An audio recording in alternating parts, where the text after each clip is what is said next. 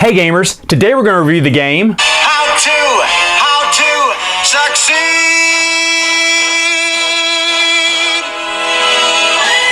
Let's check it out!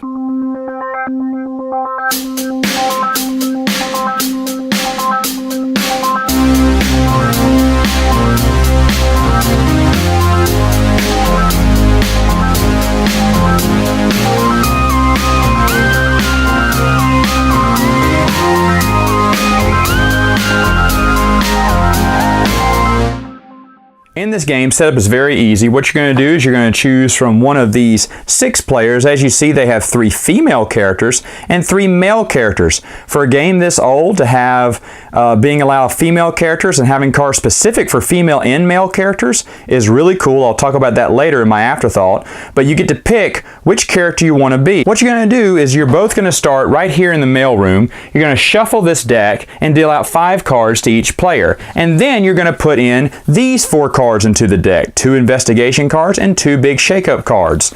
And then you're going to shuffle them in the deck. But of course you can see on the back of the card they're much different than the regular cards, so you'll know when one gets chosen. So both players would start here, and what they would do on their turn, they would grab a card from the deck and then they would discard one of the cards from their hand. They have a separate discard pile right here. When they discard a card, it will go face down.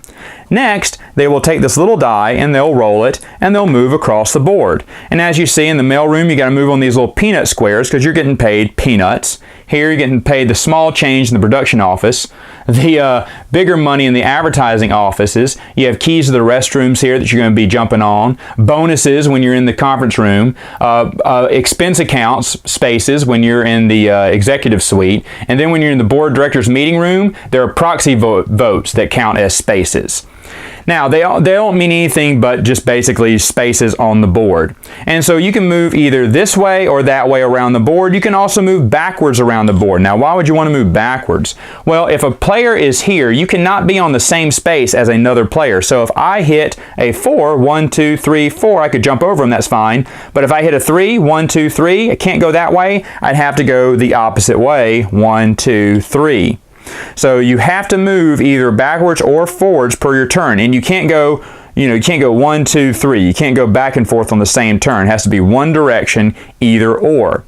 Now, when you get here to the sign spaces, you have to stop no matter what you roll. So if I rolled a 3, 1, 2, I couldn't go any further. I'd stop there and end my turn. Now on my next turn, if I'm the only one on this sign space, I could move to the next department. Now, each one of these departments, when you get into them, they have qualifications that you must have before entering them. However, if no one else is on this sign space with you, because sign spaces can be shared by other players, if no one's on the other sign space with you, then you get to move ahead. You don't have to show that you have qualifications for any of those, because you're bluffing your way to the top and trying to be the chairman of the board.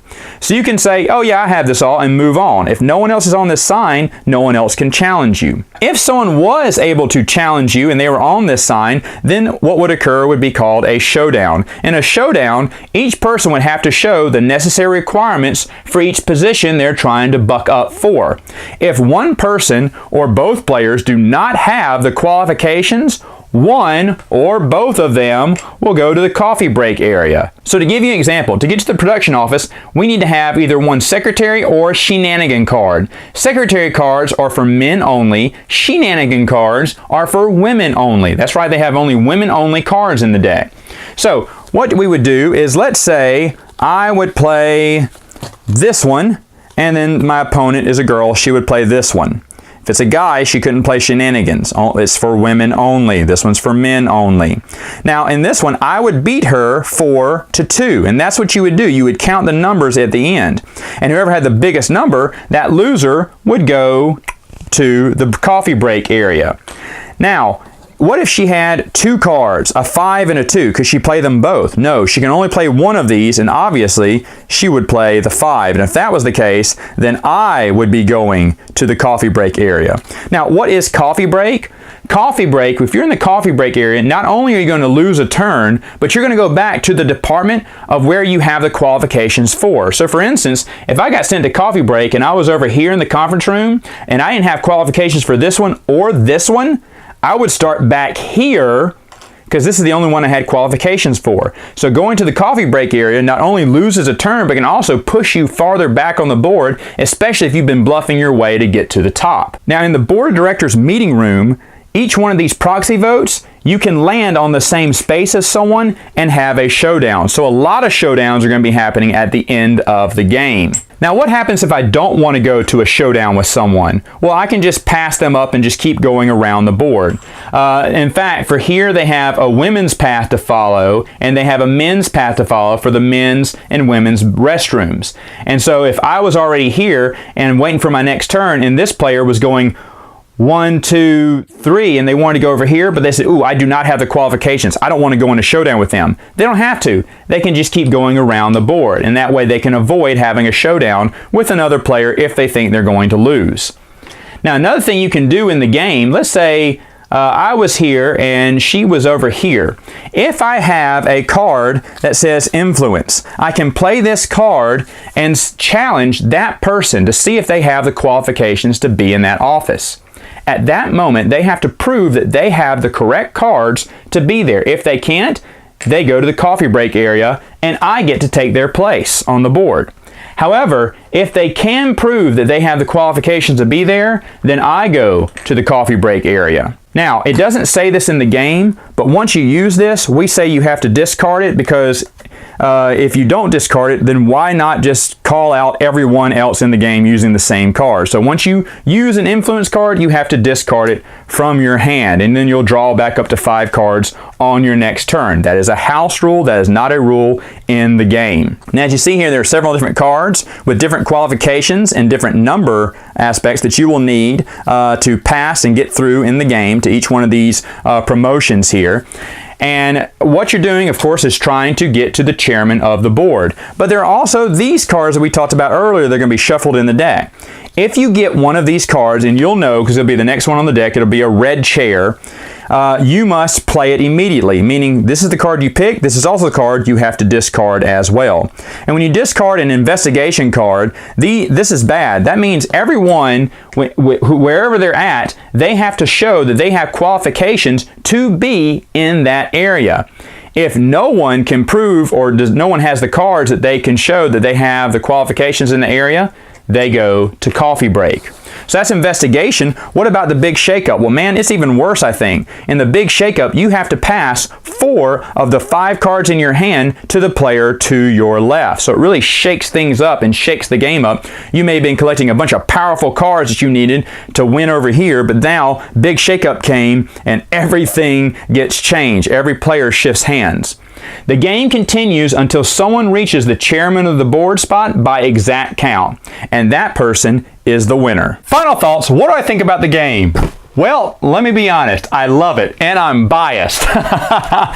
Folks, this is a musical that I have always wanted to be in. I do theater every blue moon, and the #1 show I want to do, and I even want to star in it. I never want to star in any show. I want to be a background character in these shows. But this one, I want to star in this one. I love this musical. I love this movie. If you have not seen the movie, you've got to see the movie from the 60s. Now, the whole premise that they made a board game based off of a Broadway musical is really rare, isn't it? I mean, you don't see Will Rogers Follies getting their own board game. This is really cool. I was shocked when I knew this existed. And I was like, shut up, I have to get this game. So I got it and I played it, and I'm so thankful it's not a boring game. It's not a roll and move game, which is usually what you'd see back in the 50s or 60s. That they made it for women and men, with specific cards for women and men. That's kind of breakthrough, right? There's a lot of good stuff in this game. It is fun. The more players you have, the more crazy it can be, okay, as everyone's bucking for positions. It's got the theme because, hey, if you can just float your way to the top without having to show your credentials, you're all right. I like that. And of course, you can't have more than 1 showdown at a time. There can't be 3 people on a board. That would never happen. Once someone got there, someone's moving up to that position. So I do love the theme of the game. I love the gameplay. It's very quick and easy. And I don't know if it's for people who have not seen or do not enjoy How to Succeed in Business. I haven't decided yet because I haven't brought it out to my playing group. I brought it to my nephews. They'll play anything. My wife thought was okay. I love it. Like I said, it's very thematic to the musical. The Big Shake-Up, oh, that is an awful card. It sucks to have to give most of your hand away to the next player. But the more players you have, the more fun it is. I don't know how often you can find this online, but if you're a fan of the musical or the movie, this is definitely worth your time. If you're not a fan of both, I can't recommend it to you because I don't know if you'll get it enough to enjoy it. You just may be a chipmunk. Yeah, that's right. I did an inside joke from the show. All right, gamers, that's all the time I have for now. Until next time, Groundhog!